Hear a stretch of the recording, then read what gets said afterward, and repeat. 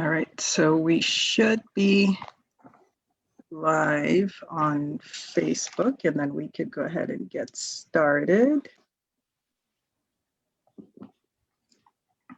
All right, perfect. So we are live on Facebook. Let's just go ahead and, all right, excellent. All right, so good morning, good afternoon, good evening to everyone. As you're watching this, I would like to take this opportunity to welcome you to this program. And today we're going to be talking about social media, the do's and don'ts. I am Dr. Akwi Asimbang, interventional gastroenterologist at Brown University, board president and co-founder of the Pan-African Organization for Health Education and Research. We have an amazing speaker, world leader, so I am super, super excited. I am ready to learn. And of course, our fantabulous moderator today is Anya Avis Nobuth, who is a Poher Scholar, medical student at Lusaka Apex Medical University. I will now hand things over to Anya to lead us along, and I look forward to this presentation and conversation with Dr. Bilal. Over to you, Anya. And I'll share the screen.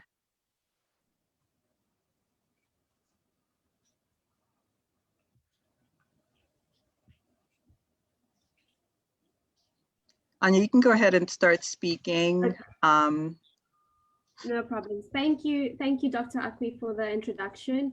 Dr. Bilal, thank you for taking the time out on this Sunday to spend some time with us. I think we're all really looking forward to learning from you. I'll just read your bio quickly. It's quite an interesting, and it's amazing to see how much you've accomplished. So Dr. Bilal is currently an assistant professor of medicine at the University of Minnesota and an advanced endoscopist at the Minneapolis VA Medical Center. He graduated medical school from the Army Medical College in Pakistan and went on to complete his internal medicine residency at Allegheny Health Network in Pittsburgh. Gastroenterology and hepatology fellowship at the University of Texas Medical Branch, where he also served as Chief Gastroenterology Fellow. He graduated from Advanced Endoscopy Fellowship at the Beth Israel Deaconess Medical Center or the Harvard Medical School in Boston. Dr. Bilal is passionate about medical education and completed a formal Scholars in Education program during his fellowship. He has extensive experience in gastroenterology, focused research, and scholarly work in medical education. His clinical research focuses on outcomes research in advanced endoscopic procedures, pancreatibility disorders, and artificial intelligence. He is also a strong advocate of use of social media in medical education and advocacy. He has published over 100 peer-reviewed publications and over 100 abstracts. He's received several teaching, clinical, and research awards during the ASGE Diversity Research Awards in 2018. Dr. Bilal, you have an amazing background, and I'm sure we are all looking forward to hear what you have to say about our topic, social media and medicine. I'll just also speak a little bit about some housekeeping rules so everyone, all our audience knows. Oh, so I put my jacket on. So this webinar will be recorded and we'll be able to access it via Facebook. And this is also being live streamed on Facebook at the moment. All our participants are in a listen-only mode, but should anyone have any comments, please use the chat function to let your thoughts be known. And if you have any questions, please use the Q&A box. Dr. Bilal will be giving a presentation, so we'll let him have the floor, and afterwards we'll have the questions. So please make use of the relevant functions. And I'll hand over the floor to you, Dr. Bilal. Thank you again. Thank you, Anya, for this introduction. I'm gonna share my screen here. Can you guys see my screen okay? Yes. Okay, perfect. Well, I wanted to first of all thank you, Anya and Dr. Asimbang and the Poher Scholars for inviting me today. It's truly an honor, and I've been following over the past few months what Poher has been doing, and I think that's really incredible. So the hope is that with this talk today that we can help the POHR scholars and the team to sort of utilize or leverage social media to their advantage and make sure that the work that you guys are doing, you can increase the reach by using social media and medicine effectively. So the title of the talk, as you know, is Social Media and Medicine, the Do's and Don'ts. So today our goal is going to be to go over various social media platforms, determine the goals of social media use, talk about some benefits of social media use in medical education, career advancement and branding, and strategies for effective use of social media, how social media is being used in medicine and some best practices regarding social media use. So as you know, nowadays there are several social media platforms. There's Twitter, there's LinkedIn, there's Facebook, there's Instagram, YouTube, Snapchat. Some people are also using TikTok. So it becomes pretty overwhelming to determine, to keep up with social media, and obviously people use it for personal as well as professional use, and then how to use it more effectively. So I want to go over some common social media platforms and the differences in this. So Facebook is probably the one that's been around the longest. Facebook, most people use it for personal use, but there are groups for multiple subspecialties in Facebook. The nice thing about Facebook is there's no character limit and allows for detailed discussion and explanation. There's no limit of number of photos you can share, as it is with some of the other platforms that we'll go over. But like I said earlier, most commonly people are using Facebook for personal rather than professional use. But almost all big institutions, at least in the United States, departments or residency programs, they have a professional Facebook page. The other thing about Facebook is that you could have a personal account, but if you're using it, for example, if you have you could have a personal account, but you could still have a POHR page that you can use to interact with people who would be using it more often. The other thing about Facebook, as we're doing right now, Facebook Live is being used in a lot of conferences, meetings, and teaching sessions. And then there's a lot of groups in our world in GI. There's a group called Friends of Endoscopy where people can share challenging cases and interact with colleagues. The second social media platform that we're going to talk about a little bit is Instagram.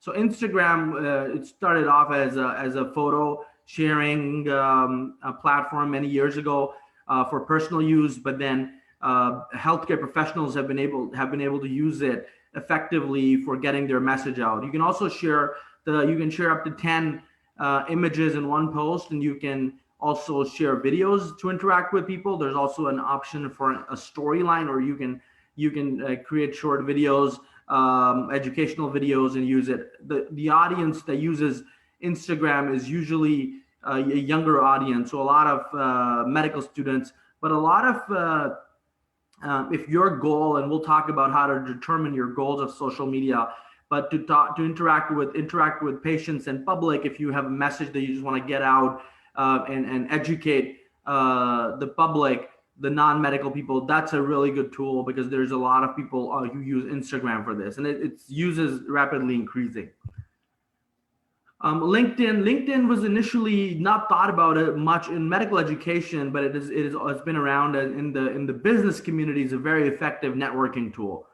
There's a lot of job opportunities there. It's actually pretty easier to connect with people on LinkedIn because it's purely professional, so people don't hesitate as compared to Facebook or Instagram, where people might be using it for their personal use as well. But here, I think everybody's using it for professional use. So people are not, it's much easier to connect with other people, because people are not, don't have a lot of private information that they don't want anyone to see. It's really nice to share updates. But I think really interesting thing for us as physicians about LinkedIn is that it allows the ability to partnership with industry in medical, whether it's device industry, pharmaceutical industry, or be able to interact with other fields. So if you have projects that you're looking for help, for example, in biomedical engineering, or you're looking for help in some lab research, or some other things that you need. So I think that if you advertise there, you'll see that it's a very effective way of getting your message out there. When I say partnership with industry, it means that if you have a really nice program that you want to get your reach out there, you can really advertise it through LinkedIn, and you will see that a lot of people will reach out to you for ideas because of the kind of people that are there. So I think it's important that when you're using each platform, you understand what you're trying to accomplish, and you're using you're aligning the use of your platform with your goals of why you're using social media as a medical professional to begin with. So Twitter, this is where we're going to talk a little bit more about Twitter in today's talk. That's going to be our focus today. But it is the predominant platform when it comes to medical education, or it has become over the past 5 years, I would say. It allows for the interaction with global audience. You can easily communicate with experts. A lot of experts from each specialty from all over the world are more and more getting involved in Twitter. It has the opportunity to participate in discussions, quizzes, polls, and journal clubs. It is one of the platforms that is now being started to recognize more and more formally as a tool for medical education, versus the other platforms have been doing that informally as of yet. So as a medical professional, whether you're a medical student, you're in advanced training, or you're just involved in healthcare, it's very important to determine why do you want to use social media. And this is when I talk about this, I'm talking about your professional use for social media. Obviously, a lot of us have social media use as on a personal use. So what are the goals for social media use? And I think that's very important, because that helps determine what platform to use and how you can use it effectively. So you might just want to use it because you want to stay up to date on science. You want to stay, like all major scientific journals, like the New England Journal, Lancet, JAMA, all medical journals have Twitter, Facebook profiles. Some journals have LinkedIn profiles. So you can just stay up to date in science. There's a lot of people who are actively using social media to disseminate journals. So, for example, you will often see a big article that, especially during the COVID-19 pandemic, we saw that if a major article came out, on the use of initially, like whether hydroxychloroquine is effective in treating COVID-19 or not, you will see a lot of infectious disease experts comment on the article, the strength of the articles, the limitations of the article. So you could just use it to just stay up to date on science, because there's only as much information that all of us can read and digest ourselves. The second, your goal could just be that you want to network with colleagues. So for example, if you're a medical student and you want to apply for residency, or you're looking to participate and you have a focus in global health research, and you're trying to connect with like-minded people. So chances are that there are many people, experts in the field of your interest, who are already on Twitter. So you can use it as an opportunity to network and connect with them. And we'll talk about how you could do it effectively. If your goal is that you want to research a specific area in artificial intelligence, and you're looking for collaborators, you can easily find collaborations through social media. And the other thing is, if you are an early career faculty, or you are already a resident or a fellow, and you want to advance your career as a researcher or a scholar, as an educator, so you can advance your career by basically building your brand. Or you might just want to promote your practice or your program. You want to promote your division. You want to attract patients, or you are a residency program or a fellowship program or a medical school that wants to promote your culture, and you want future prospective applicants to know what your program is all about. If your goal is that you just want to educate patients regarding your area of expertise. So for example, if I'm a gastroenterologist and I want to educate patients about heartburn or reflux disease, then if that's my goal and I just want the message to get across to patients, or if you just want to, be social, you don't want to use it for any professional and you just want to build a social network. Or you could be innovative and you could come up with new ideas and new goals and tailor your use of social media accordingly. And we're going to talk about all of this. And the simple analogy that I give is why do we need social media in medical education, or why? So like all of us, whatever we do, For example, if you work on a research project, you want to go and present it at a conference or publish in the journal. What is the reason for that? The reason is that you want your work to engage, to resonate, to reach as many people as possible because you're passionate for your work, whether it's research or whether it's a cause.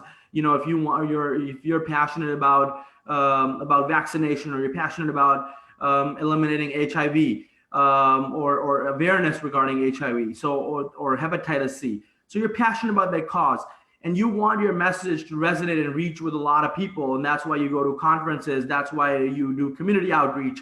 And that's basically what social media is an avenue to share your work, to share your passion, to engage and connect with like-minded people. And my hope today is that explain how you can do it and how to do it effectively so you can make the most of your time while you're using social media. So like I said, the focus of today's talk is going to be Twitter, but whatever platform you determine to use for your professional use, whether it's Facebook, whether it's LinkedIn, the same principles apply. But since Twitter is the predominant platform in medical education, where most experts and most journals, most networking is happening, I think this would be the most helpful to go over. So think about your Twitter profile as your first impression. Like if you're going on a job interview, you know, what do you want people to think about? Or if you want to meet someone on a professional, what do you want them to know about? So think about it like an elevator pitch. So for those of you who don't know what an elevator pitch is basically, you know, it could be regarding your personal mission, it could be your research or division's mission. Basically, if you're in the elevator with someone, your 30-second or 1-minute spiel about what your project's about, why someone should be interested in it, or sort of the key salient points. So similarly, when someone's going to look at you, the first thing, whether you're going to send someone a request to connect with them, come into their network, or become their follower, or want people, how do you want people to know? Is it because you're an educator? Are you a scholar? Are you a researcher? Are you know, what is your main sort of big things? So what is your brand? Like, what are your passions? What are your interests? And then remember that just like when you were recruiting someone to become a poor scholar, I'm sure you don't just look for their CV, but how they are as a person, because eventually, especially in medicine, whatever we do has a human touch to it. So feel free to add a little bit of a personality in your profile that defines, like, for example, someone could be a runner, someone could be a baker, someone, you know, could be a volunteer. So whatever, sort of a little bit of a personal touch. And then remember that people are on social media, you know, most platforms, whether it's Instagram or especially Twitter, the way you're tagged by handles. So your handles are gonna be the ones that people are gonna use to tag you and what people will be able to see. So choose a handle that people can remember. So for example, if my name is Bilal and I have BIL and Twitter gives me an automatic handle that has 504238, nobody's going to be able to remember it. So make sure that and we'll talk about what all these things are in a little bit more detail. So this is a profile for Dr. Oxentenko, who's a chairman of medicine at the Mayo Clinic in Arizona, and a leader in our field in medical education and gastroenterology. So I want you to see this profile and see how effectively she's utilized each parts of the profile. So the first thing you see is your own picture. So make sure it's a professional headshot or a picture that really describes you or your personality that people are able to see. Now, it doesn't always have to be a professional headshot, but I think some people have effectively used even emojis or memes or a message to use it. But I think that it's important for especially younger people and early career people, so people can be able to recognize a name to a face. So for example, if you publish an article in a journal, like, you know, that journal has 20 articles that came out, and each article has average 5 to 6 authors, nobody's going to be able to recognize or link your work to you. So having a picture gives a face to the name. So having a clear picture is very important. The second thing is your name and your title. So, you know, as you can see here, is an MD, if you're a medical student, or if you are an early, if you have an FACP or a fellowship or diplomat in one board. So that's important. Then the other thing is your background photo. So this is another, think about it. I see a lot of times on Twitter, people not having a background photo. And the way I think about it is this is unused real estate, because this is an opportunity to brand yourself. So this could be a message, like here in her case, that it's a message about making sure that people mask up during the COVID-19 pandemic, or it could be if you're passionate about screening, it could be talking about screening. If you're passionate about a program, or if you want to promote your division, like if you work at for example, if I work at the University of Minnesota and I want to promote our GI division at the Minneapolis VA Medical Center, it could be related to that. It could be, so basically think about it. What is another opportunity to share your brand and how you want people to know you? Then when I was mentioning about the profile handle on Twitter, as you can see, her profile handle is very easy. It's at Amy Oxentenko MD. It's easy to remember, easy to tag for people. So if anyone wants to tag her in a conversation, they will have to use the profile handle. So it's very important that your profile handle is very easy to remember. And then your brief bio. So what are the things that what is your role? So most people are likely to follow you back or engage with you if they will see that you are you share the same passions and same vision that they do. So what are the couple of things that you want people to know about you? So what is your active role? What are your passions? As you can see, she's passionate about medical education or women in medicine. A little bit about like personality, like I was mentioning. And then you also, if you have like a page or a website link where there's more information regarding you, Twitter allows you to include that as well. So all those are opportunities of, whenever anyone's going to look at, this is the quick sort of elevator pitch or your first impression that people are going to get about you. So you want to make sure that it highlights the key features. Now, this is only 140 words, so you have to be succinct, highlight the big things that you want people to know you with. The next step, once you've made your profile, is who to follow.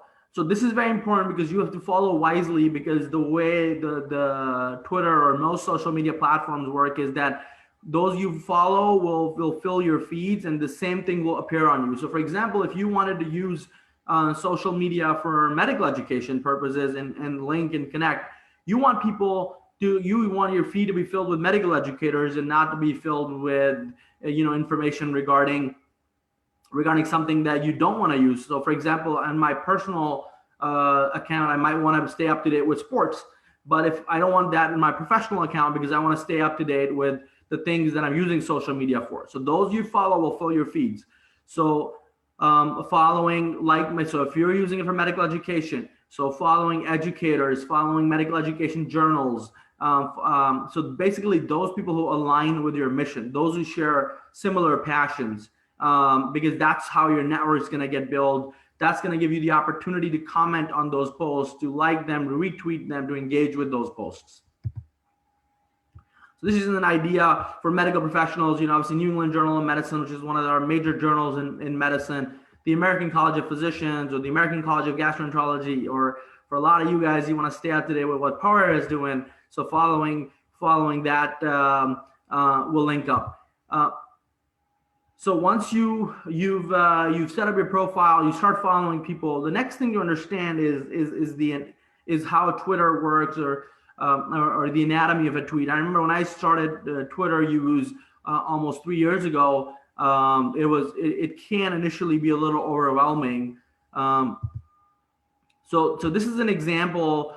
This is an article that me and Dr. Oxentenko wrote in the American Journal of Gastroenterology. So this is a figure that shares or highlights how a tweet looks like. So this is a tweet that is posted. So what you will see is the person who tweeted their picture.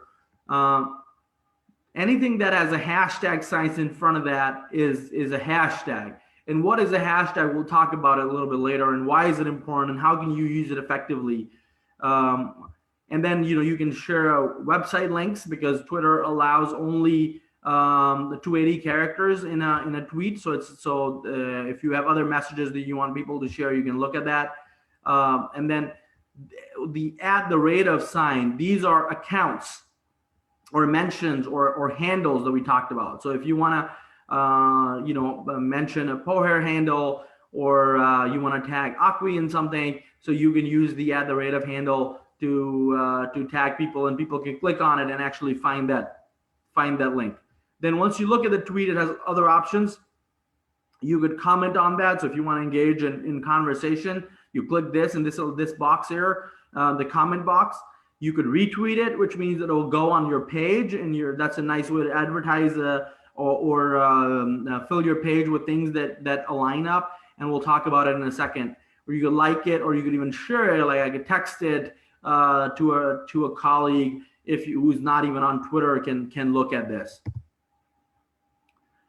So once you're there, you have to remember, tips on effective tweeting. So this is a tweet from Daryl Gray, who I know has given you guys a talk before with the Power Scholars Program. So, Twitter, everything about Twitter is succinct because it's 280 characters, which makes it challenging, but it also really allows you to think and focus on your message, and which is why it becomes a very effective platform for using, because nowadays everybody's busy, people don't have time. So Twitter allows for a succinct and a short way, an effective way for people to stay up to date, which is one of the reasons I think it's become so popular, is because people can easily get a summary of what someone wants to say rather than going through a whole 1,000-word essay. So what makes a tweet more effective or grabs attention? The analogy I use is a PowerPoint slide, right? If you have a PowerPoint slide that's all text and there's no images, because people use both visual and auditory ways to learn. So first thing that people are going to look at is how do you catch an attention? So if you present a poster at a conference, you have a catchy title, or you have a catchy image or figure that will grab someone's attention, so same rules apply for Twitter. So using pictures, I think, is an effective tool. When you use a picture, it allows you to tag up to 10 people or 10 accounts without taking up any character space. As you can see here, Dr. Gray has tagged 10 other people in this post. So that helps engage your message with these people, and it also helps disseminate your message to a larger audience. Using bullet points or emojis to highlight things, because like in PowerPoints you would use bullet points, but on Twitter the way to use bullet points is to use emojis like he has.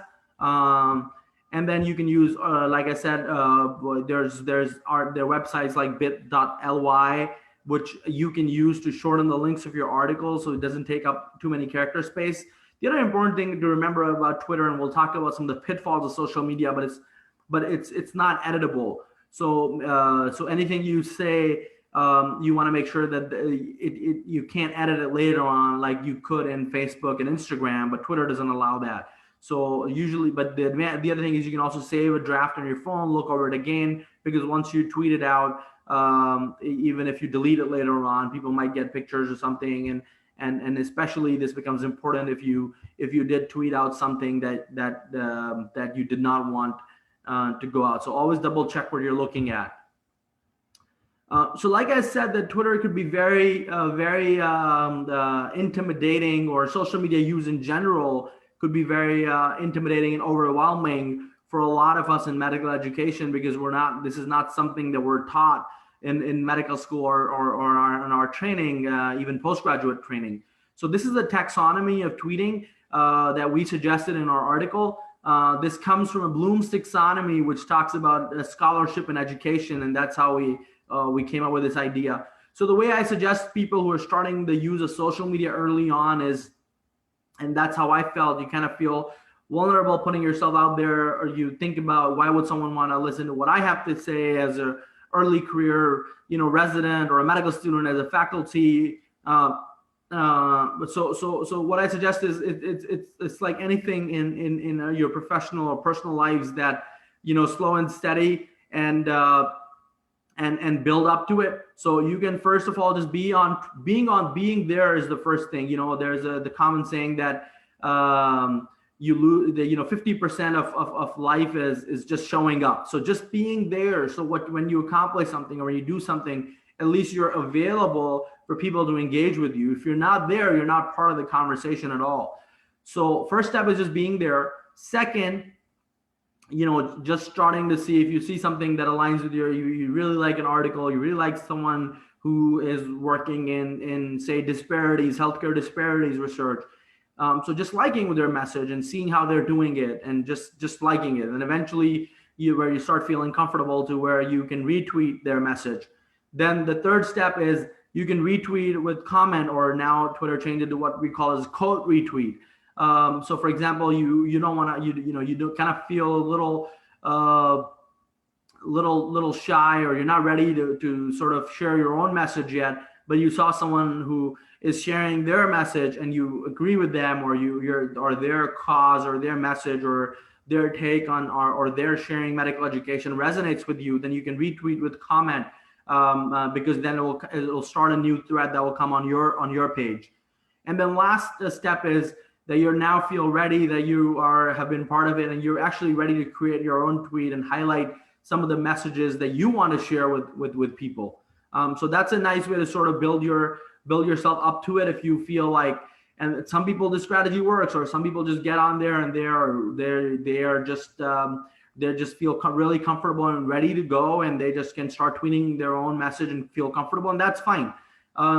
Just like all of us have our own learning platforms, that some learners are able to learn something really quickly and some take a little while. Eventually everybody has their own curve. Similarly, whatever your comfort curve of effectively using Twitter or social media is, but knowing that that's totally understandable if you want to take it slow and eventually build up to where you're able to do that. So we talked a little bit about hashtags. So what are hashtags? And actually, hashtags have been standardized in a lot of specialties. This is an example of a gastroenterology article that was published a couple of years ago that standardized a lot of the hashtags. So for example, if you want to talk about colon cancer, what are the hashtags you want to use? So how does this become important is because you can actually search hashtags. And so for example, like if I'm passionate about medical education and I want to see what people are doing in medical education, I can just go on Twitter and put the hashtag MedEd, and anyone who's ever used this hashtag or any tweet that's used this hashtag, I can follow this and see what people have used. So for example, as a gastroenterologist and hepatologist, there's a hashtag liver Twitter. So if I want to see what people are doing in liver, and it allows me to go over what latest science people are sharing. So this is another way to sort of engage with your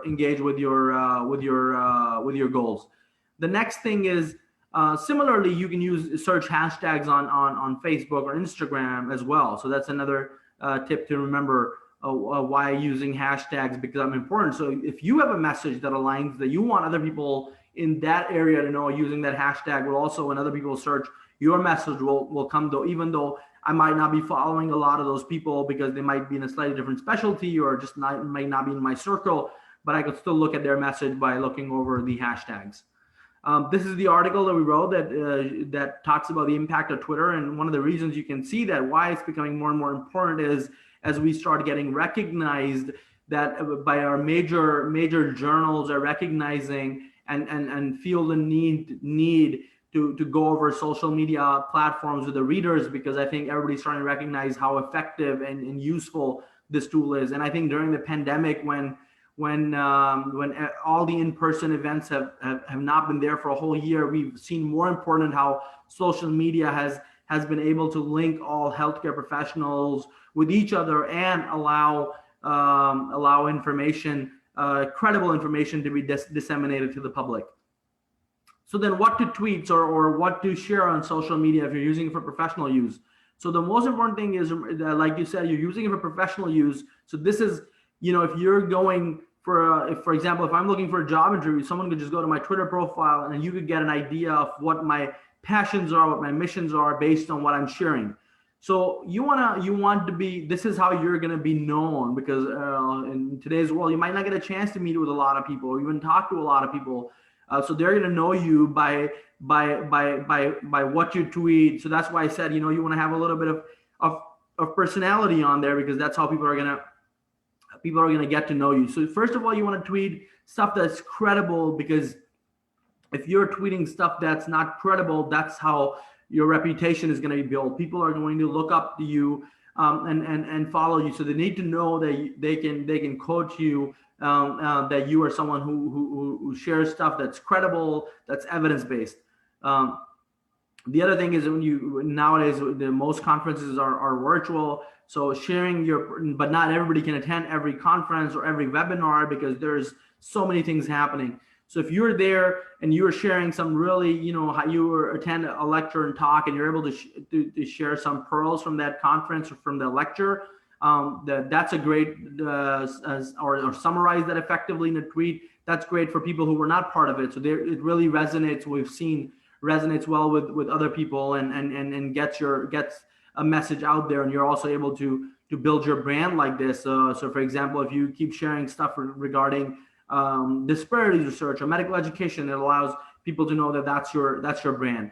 Sharing journal articles, like I said, that there's so many great journals out there, and all of us have 3 or 4 journals that we, based on our specialty, our interests, our stage in our careers, that we read. But there's so many other journals all over the world that publish high quality research. If you come across some nice article in your field, sharing that or summarizing that will be helpful, because a lot of people might not be able to read that article, and they might just use your quick summary as a reference to the key take homes from that article, or powerful take home messages. So during the COVID-19 pandemic, we saw physicians come up and advocate and share their pictures of wearing masks, or pictures of getting vaccinated, so can raise awareness to people, or during colorectal cancer or breast cancer awareness months, to take the messages. So share for take home messages, personal stories that you want people to resonate with,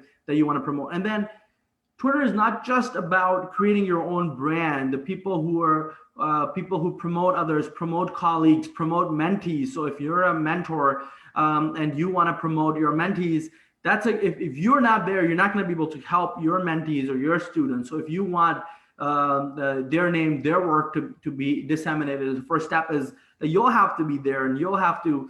So it's not just about yourself, but it's about your institution, the messages you want to share, and the people that you want to help and help promote their message and what they do.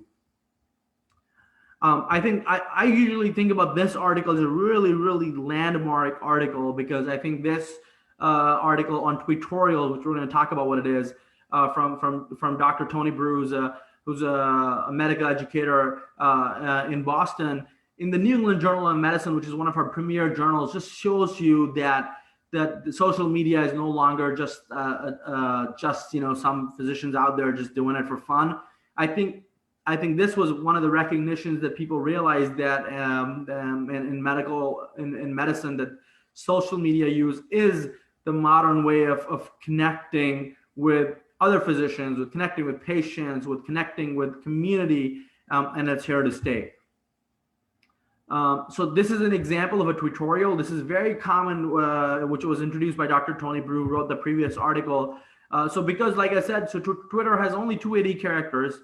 And how do you summarize a topic in 280 characters? So if I give a fantastic talk at a webinar at a conference, I'm probably going to be able to have an audience of 50, 60 people.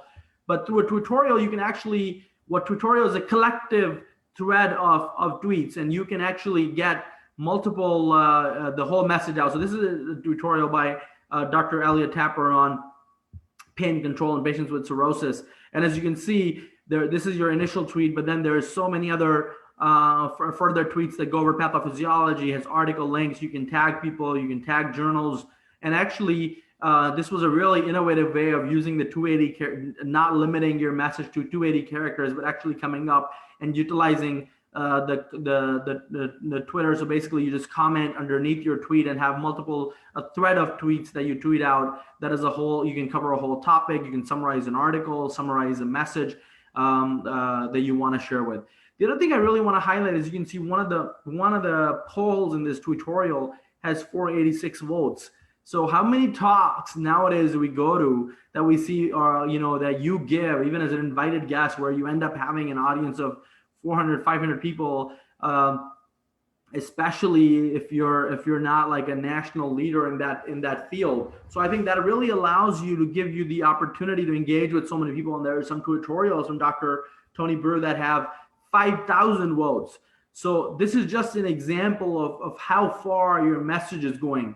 Because eventually, all the work that we do, all the causes that we're passionate with, our eventual goal is that we want it to resonate with people. Similarly, highlighting your research.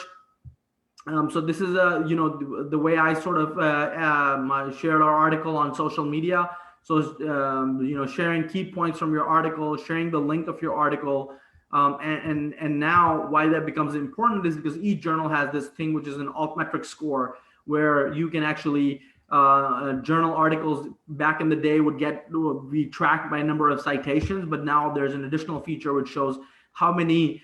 So for example, you can see different colors. So Twitter is blue here. There's news or other documents that are like purple or blue, and it shows how many other social media platforms or online platforms your article was shared. Because eventually the goal of all the work we do, right, all the research we do, we want our message to resonate with people. We want our message to go as far as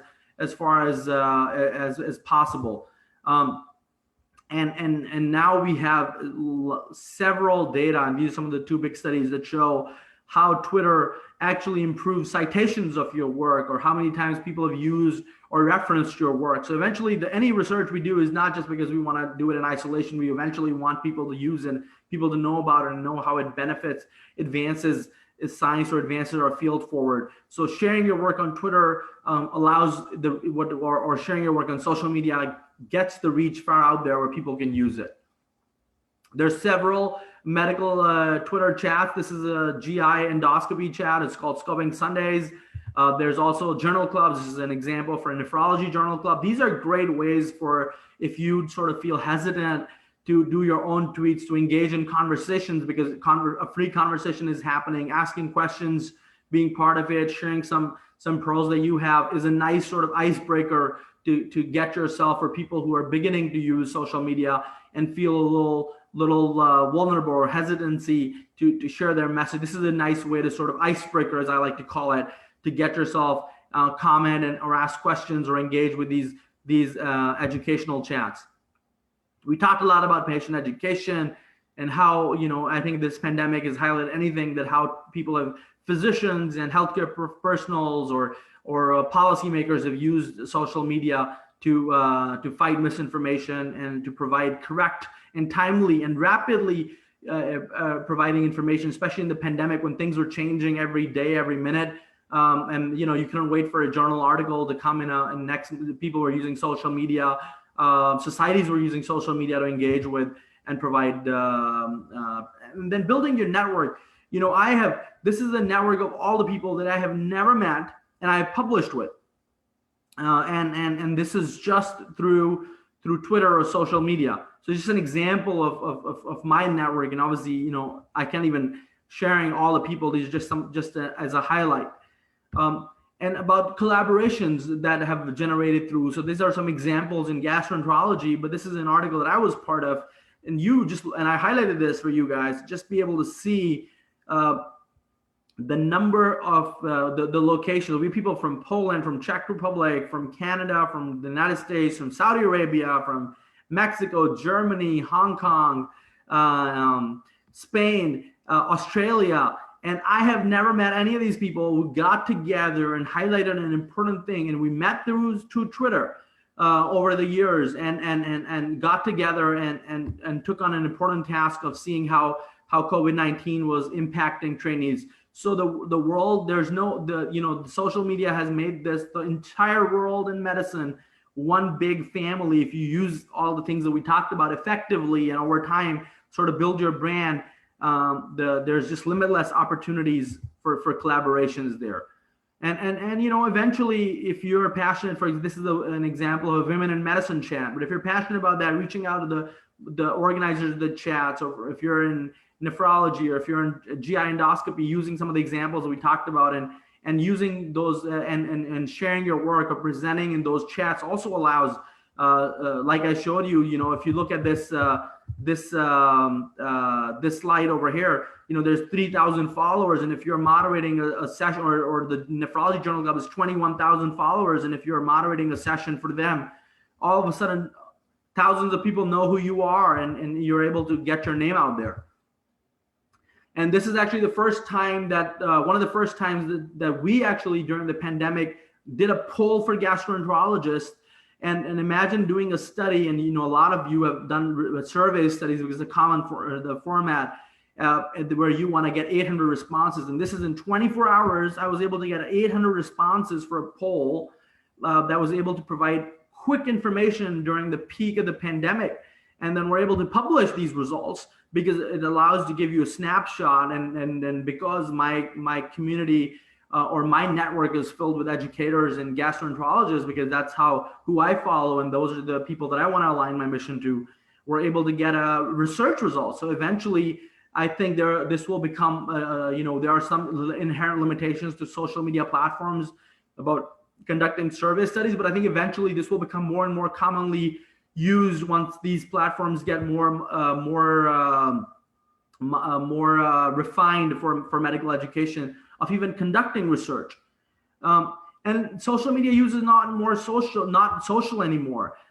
There's ways you can cite your work in social media. Even institutions like the Mayo Clinic have started incorporating the work that you do in social media, or social media scholarship, as I like to call it, as part of your promotion.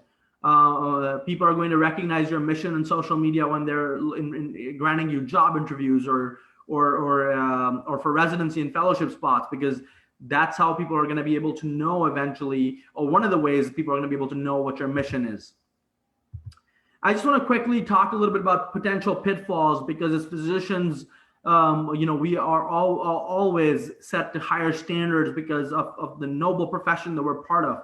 Obviously, needless to say, you always have to be mindful of patient privacy and not share anything that you would not want.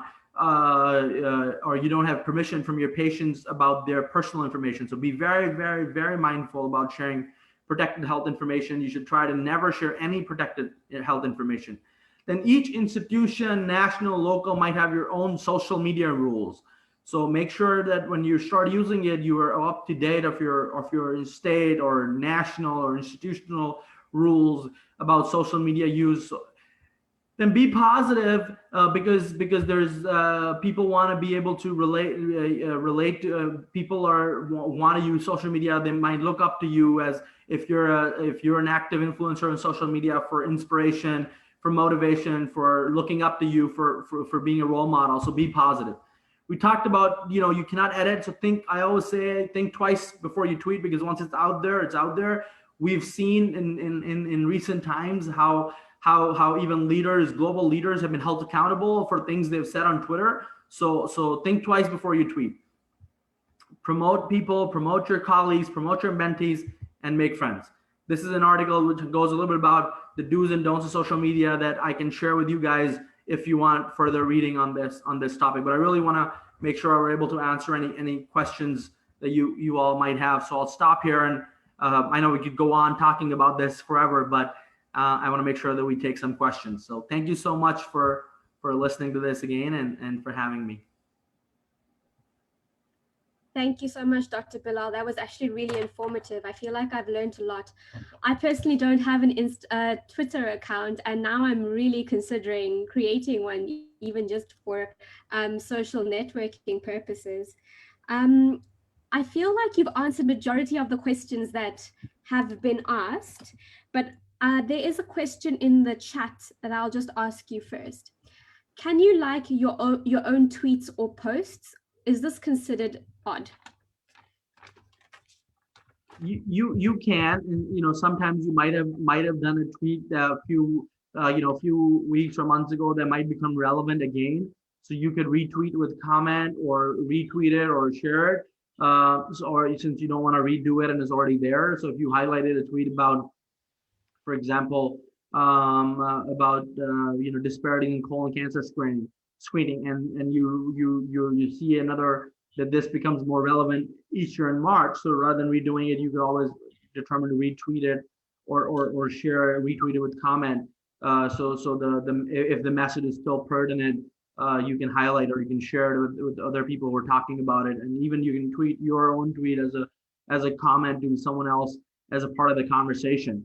And like I said, the eventual goal for us doing anything is that we're passionate about a cause and we want our mission to resonate.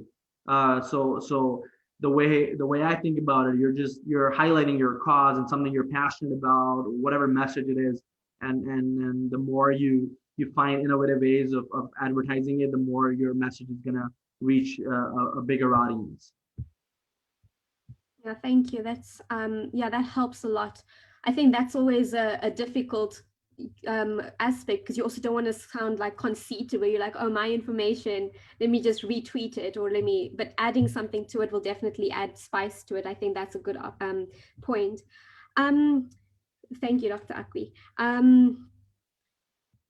So I think one of my biggest concerns is I suppose many medical students or many of the young people that interact on these platforms have very big backgrounds, or different backgrounds rather. So how does one actually know how to look for these specific hashtags to follow, or create a hashtag that will then become trending or relevant? So I think that's a really good question. And I think that how do you know that is, I think that, like I said, it's a process, right? Like anything in a professional career, it's not going to happen. It's not going to happen overnight. Your message is not just going to get across overnight and reach millions of people.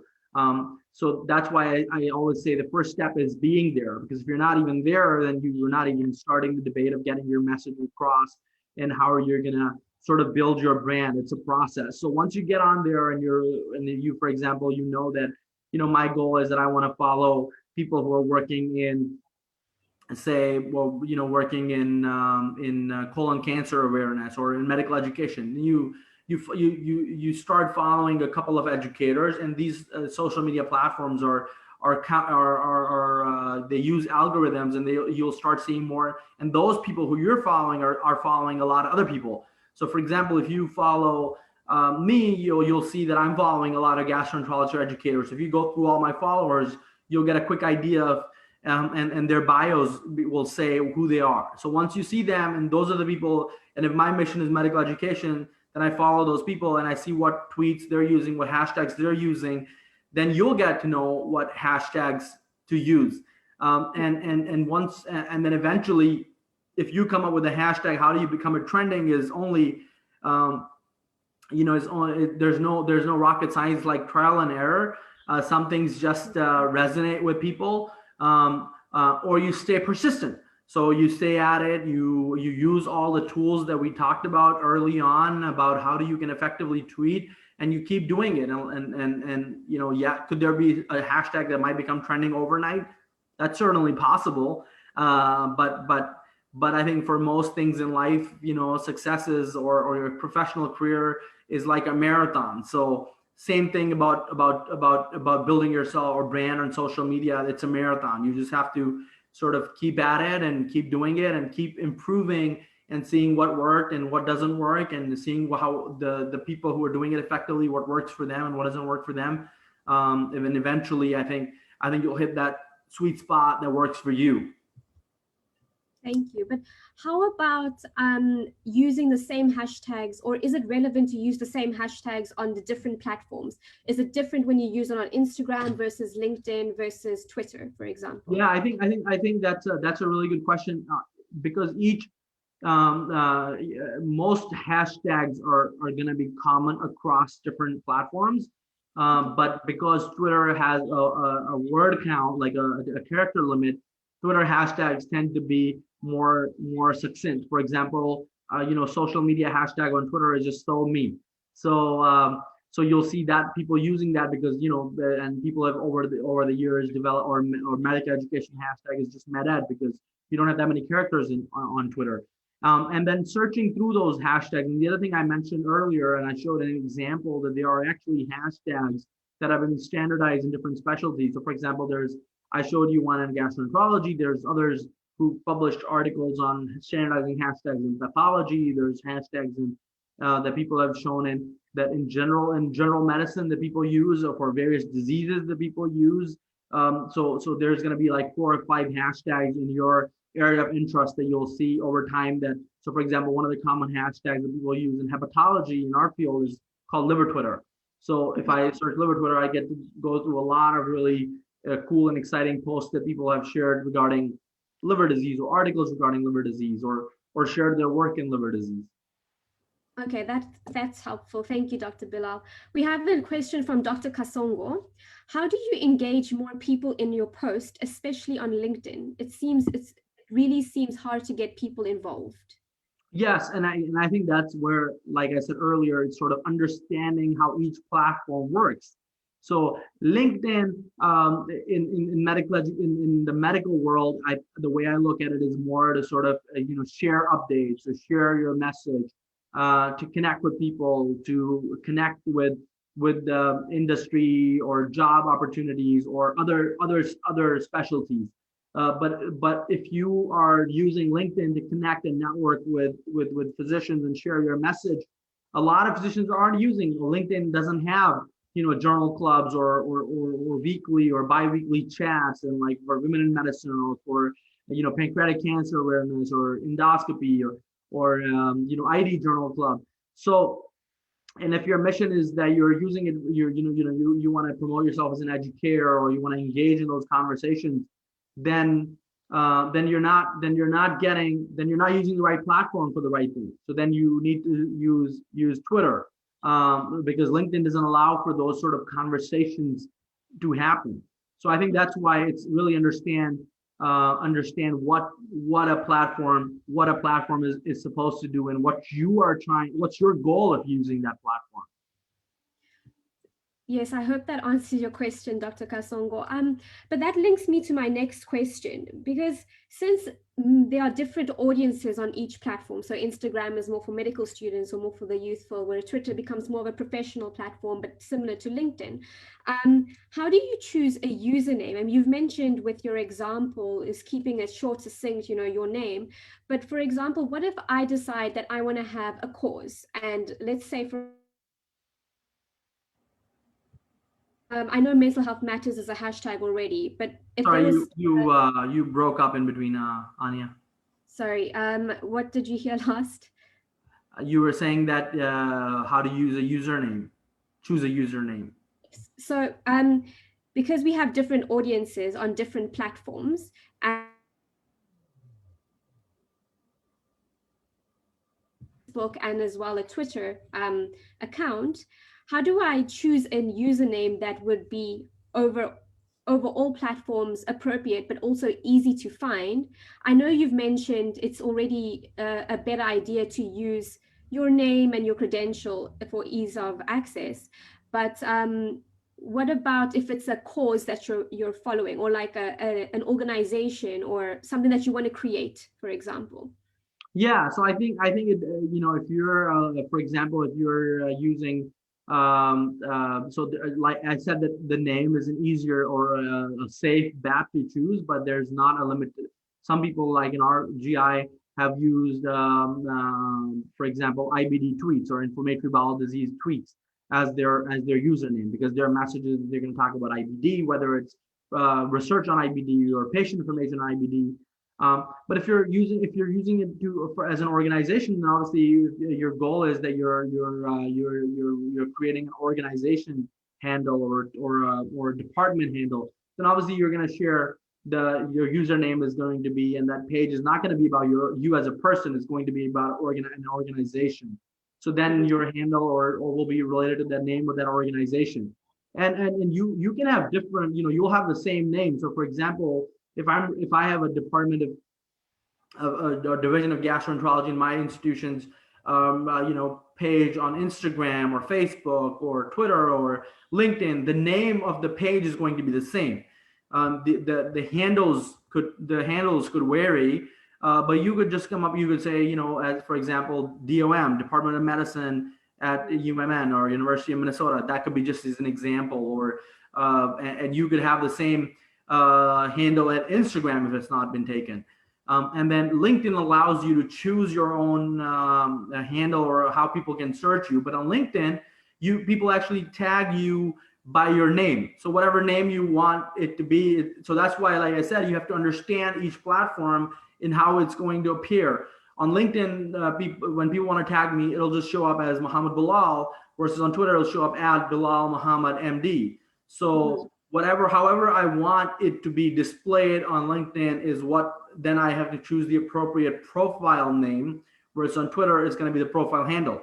On Instagram, it's also going to be the handle. So you have to choose your handle according to how you want it to be. And it doesn't need to be always short or succinct. It just needs to be something that you think people are easily going to be able to follow you. So if you look at all our, all the politicians or celebrities, like their handles are very easy to add real blah blah blah, or so people can easily find them if they want to see what they're doing or what cause or whatever they're sharing on their respective social media accounts. Does that make sense? That makes sense. My question thereafter. You broke up again, Anya. Anya, you're frozen. Oh. You want to try again? Am I moving now? Yes. Okay. Yes, thanks, Dr. Bilal. My next question then is there any benefit in using a departmental or an organization name as opposed to your own name in terms of anonymity and personal protection almost?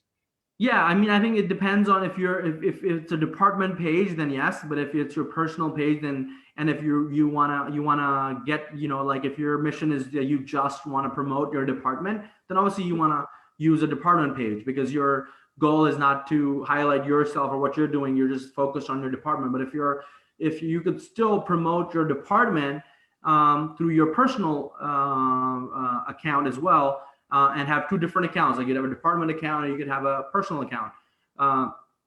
So for example, if I am running a department account as well, I could still have my own account, but then share the department account on the department's behalf and share what I do personally or things that are more passionate to me as an individual, in addition, because not everything that I do might be of interest to my department or vice versa. Thank you, Dr. Bilal. Dr. Bilal, we have a very interesting question. I think it's as well very relevant for the youth. Is it okay for medical personnel to participate in trending social media challenges? So I think you have to. There's not a clear answer to that, because it will vary case by case. I think it depends on what's a trending social media challenge, right? If the social media challenge is that you wanna support vaccination, then yes, because that's the more people can see the message, the more people can see that healthcare professionals are getting vaccinations that are safe. Then yes, it's going to but if the social media challenge is something that you don't feel comfortable with or doesn't resonate with you, or you don't want your coworkers to know, or you don't want that image to come, then you shouldn't. So I think it's not one size fit all. You have to think about it, and then it comes back to why you're on social media to begin with, right? Like if this is my personal social media account where I have my personal family and friends only. So for example, like for me, like Facebook, I have used my Facebook as my personal account. I share different kind of things on Facebook than I do on Twitter, which is more for professional use. So again, and if you feel like you want to still have a personal, so a lot of people also have separate personal and professional accounts. So you just have to understand like who's your audience, who are the people following you, and you're doing accordingly. So if it's a personal account and you want to mention how to do that, do whatever you want on that, that's completely fine. And if it's your professional account, you still have some personality to it. But like I said, each challenge is, you can give me a specific example and I could tell you if I do that or not. But I don't think that there's a global answer to that question. We have a follow-up question with that. you can still be fired if you post something on your personal account that I guess does not, becomes morally, or, it's a touch and go, I suppose, but. Yes. Yeah. So yes. So for example, whether if it's protected patient information, it's not okay to text it. It's not okay to share it anywhere. So even if no matter where you share it, even if you think that no place is safe, because we're, as physicians, you're not supposed to share that information with anyone. So you can't share it on your personal, professional, or anywhere, and especially not on social media, because that's it'll be there and people can see it. So yes, you can be, if you're doing something that's wrong, then yes, you can get into trouble for that and it's morally and legally a wrong thing to do, whether it's on your personal or professional space. Thank you. And that leads me to my next question about the legal concerns one should be aware of when posting. You've already mentioned the pitfalls of posting and to be mindful about what we post as well as the content. But is there any way, so for example, there's been a lot of information about how to protect oneself or to prevent COVID. I mean, we've had there was an article that I saw in the newspaper on Facebook, actually, the other day, and it was from a president, and the president had said, this method is known to cure COVID, and he had posted this. So obviously this is quite a big statement to have made.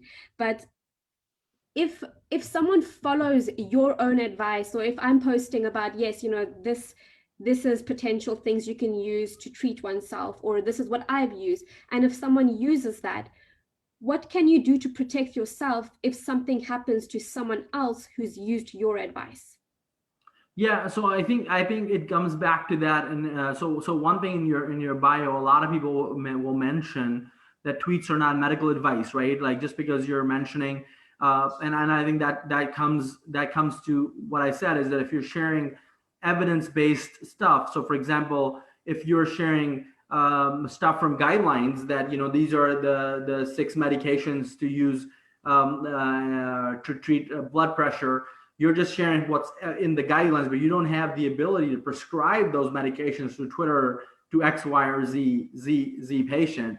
I think that's why we have to be careful of what you tweet, because if you go around and you tell people that, that drink this and this will cure COVID, and then they have problems. So you cannot be giving out medical advice that's not evidence-based. But if you're sharing what's evidence-based, or for example, if people have reflux, and I say, keeping your head of the bed elevated before bed when you go to sleep is helpful. Like, that's a advice that's proven. That's an advice that's safe to mention, versus, I prescribe them because you don't have the ability to prescribe medications on Twitter. So yes, whenever you go in that realm, you have to be careful, and you have to make sure that whatever you're saying is backed up with is credible and is evidence-based, and you just don't wake up and you have a theory and you share it on Twitter or social media and it actually leads to people harm. So yes, then you could get into to legal trouble as well. I think it's safe to also just add a disclaimer after, please consult your medical doctor or your general practitioner before following any advice. Because I think there's so much available over the counter, and vitamins left, right, and center. And, I guess there's that we have to also consider. And then, saying it, and the sort of safer way is, like, on your profile, you can say tweets are not medical advice, or you could have similar sort of disclaimers on your social media profiles if you're going to get into those kind of things. Perfect. I think that's an important point. Thank you. Dr. Bilal, you mentioned earlier about having a separate account for a personal interests and one for your more medical or professional, I guess, career aspect of things. How would you find time or balancing between posting these two things and also just having a personal life, and then also family and work? Because social media itself is time consuming. So what are your recommendations for that? So I don't think that everybody needs to have a separate personal and professional account. I just said that if you feel like you don't want to share your personal life with people on your professional account, then it's a personal choice. I only have one Twitter account. That's I share my personal things and professional things, but obviously things that I feel it's up to me what I'm sharing. So whatever I feel comfortable with sharing with my followers, my colleagues, my Twitter family or my social media family. In terms of time, again, I keep going back to this, is that you have to determine what your goal is for using social media. If my goal is I'm passionate about a cause that I want to promote on social media, to me that's not time consuming, because I would be doing that anyways, or it's no different than going to a conference to present my work.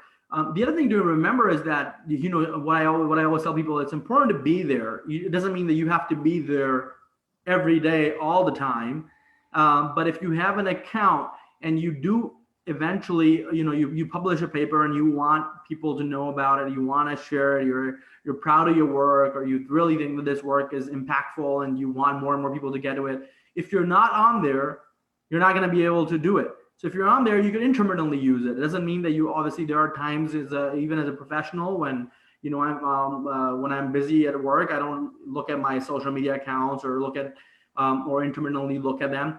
The way the analogy that I always give busy people is that most of us, how many times a day people who are at least in academic medicine check their emails, because you're part of different organizational committees, or you're working on collaborations, or you're getting up-to-dates from your hospital or patient care emails. So you check your email multiple times a day.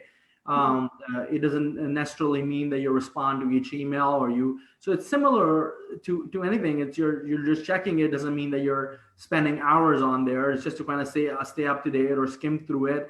And that's where it helps you. If you see something that's eye-catching, that's like, if I see 1,000 tweets a day scrolling through, I don't even know the content of a lot of them. But then if I see something related to medical education, that's something that I'm passionate about, resonates with me, I'll give it a quick look at it or read at it or skim through it. And I think that's where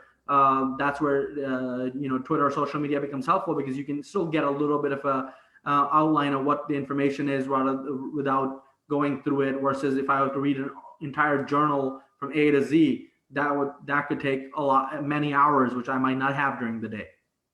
Perfect. That makes sense. Thank you, Dr. Bilal. Dr. Bilal, we have one last question for you, and then I'll hand over to Dr. Akwi as well.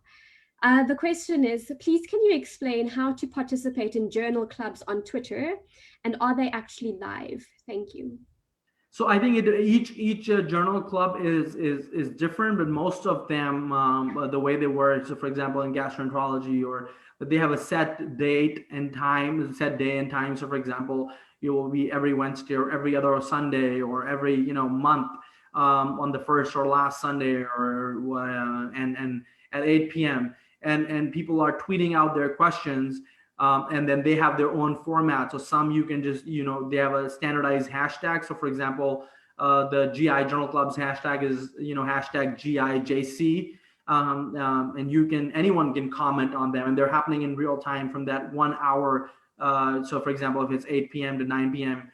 United States Eastern time, you could comment on that, and that's open to anybody because Twitter is free.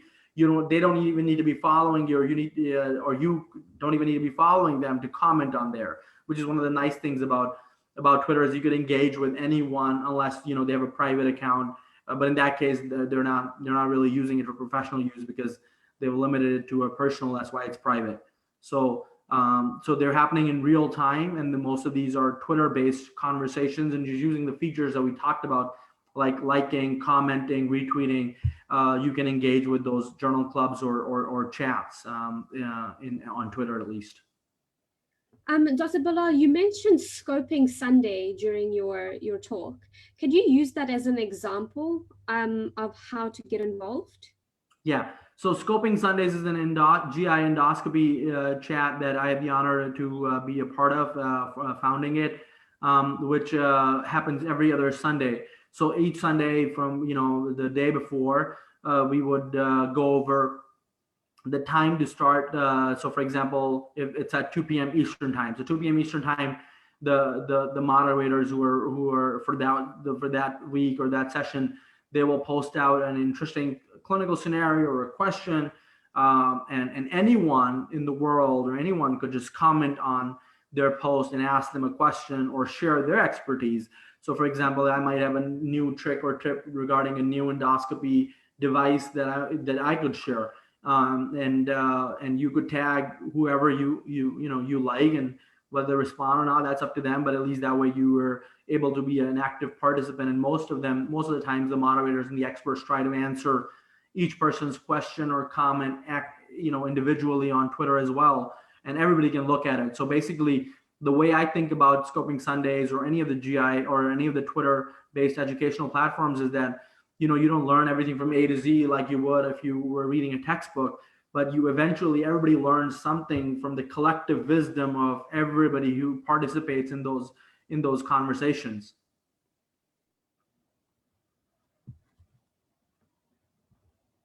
You would then respond to, or they would respond to on Correct. Twitter. Yes. Okay, perfect. We have one more question. What is your take on the use in the pandemic? Yeah, I think we highlighted it that we saw that during the pandemic, the social media, became such an important and effective tool.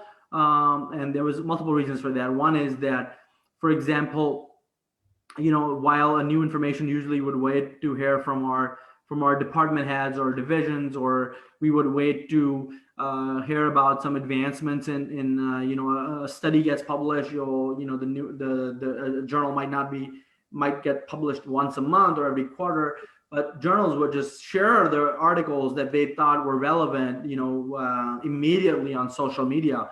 So everybody, and we saw that all the journals went on to all the COVID related articles were actually open access, meaning that anyone, you don't have to be a journal subscriber. And we saw that that's how journals were communicating with people in real time, that you would share it online, you would share it on your social media websites or your social media links to your website, and people were using that. We also saw that there was a lot of misinformation early on, and policymakers and healthcare professionals were using Twitter to share with people regarding wearing masks, and now when the whole thing about the vaccine safety came, we saw how immediately because then healthcare professionals, especially in the US, were the first group of people to be vaccinated. Everybody was sharing their vaccination pictures, and people shared how many people reached out to them and asked them about the side effects of the vaccination or not, and they were able to answer their questions or wear a mask or display. So I think that during the pandemic, we saw that when information was changing rapidly and we needed rapid access of information, and we didn't have the opportunity for in-person conferences, people resorted on social media and online platforms to exchange information more than ever. I think the pandemic really highlighted the use of social media, if anything. And also highlighted that how misinformation could be spread, which goes on to my point, why it's important for healthcare professionals who know the appropriate information to be there. Otherwise, we know that people are using social media, not just the physicians, but the non-medical people are looking towards social media to get information.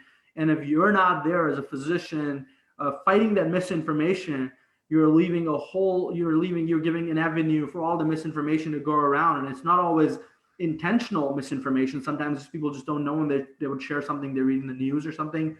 So people started looking, and we saw Twitter actually started verifying infectious disease and critical care physicians, so people could know that these people are credible and they have appropriate authority. So these are people that the public should listen to these physicians to know that they're sharing credible information. Yes, I think that's it's both a very important tool then to at least cope with what's happening the last year. Dr. Bilal, thank you so much for taking the time out of your Sunday morning to come and teach us about or explain the social media, the do's and don'ts. I personally feel like I've learned a lot, and I'm actually really inclined to start my own Twitter account. So yeah, I think that's at least one goal that I feel like I'm gonna do at least till the end of the month, to myself. Dr. Akwi, thank you again. I'll hand over to you. Thank you. I definitely want to echo the sentiments expressed by Anya. Thank you so much. This was great. So Anya, what's going to be your Twitter name? I think I'm gonna stick with my own name, so we'll keep my name there. So it'll be at Anya Avis Nobuth. Maybe just Anya Nobuth, because it's too long otherwise, right? Dr. Bilal? Yeah, I agree. All right, we'll be on the lookout, and I will add you as we'll follow you. No, but really, thank you so very much. This was really, really helpful. I think it's something that we need. I think it does make an impact in both patient care and education. And I think as Anya mentioned, we're super grateful. That you took this time. I know how busy you are as an interventional gastroenterologist. So for you to take this time to prepare the presentation, to share the knowledge, and then to come on, we very much appreciate it. And on behalf of Jorge, thank you so much. And we look forward to having you again, getting engaged. And, for everyone, you've seen his slide, you've seen his name, follow him on Twitter, follow him on LinkedIn, and just learn a little bit more.